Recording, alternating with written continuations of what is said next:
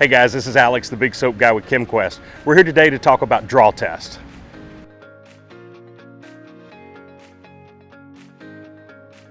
Draw tests are important because they help tell how much product you're using for a specific application per car. In order to do the draw test, we're going to need a couple of tools.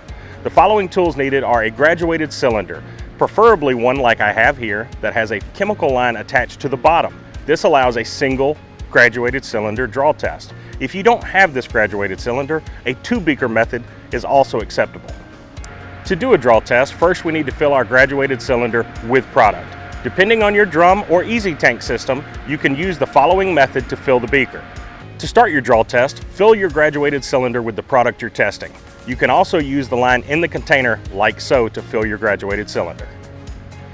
Record the level in the graduated cylinder when the cylinder and the chemical line coming from the cylinder are full of solution.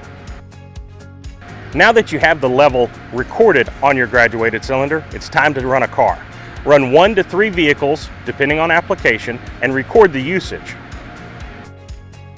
When doing a draw test or volumetrics, it's important to get a range of vehicles to get an accurate number. Because all vehicles are not the same length, run times can vary between cars. Here's a few tips for getting accurate readings doing draw tests. First, make sure the graduated cylinder is not above the proportioner. This will ensure you don't get a negative gravity feed that will show different results. It's best to keep the graduated cylinder on the ground during draw test, just like your drum would be during normal operation. When doing a draw test, make sure there's no air bubbles in your chemical line. This will give an incorrect reading when doing a draw test.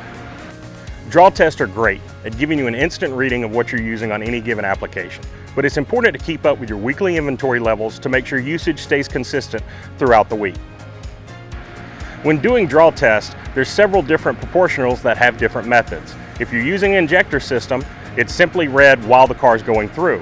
When using a hydrominder or a float tank style system, it's important to fill the container, mark the level, and turn the water off during wash operations.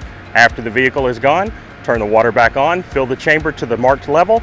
That gives you your reading. Hey guys, thanks for watching. We hope you found the information in these videos useful for your wash. If you have any questions or requests, mention them below. Also, like and subscribe.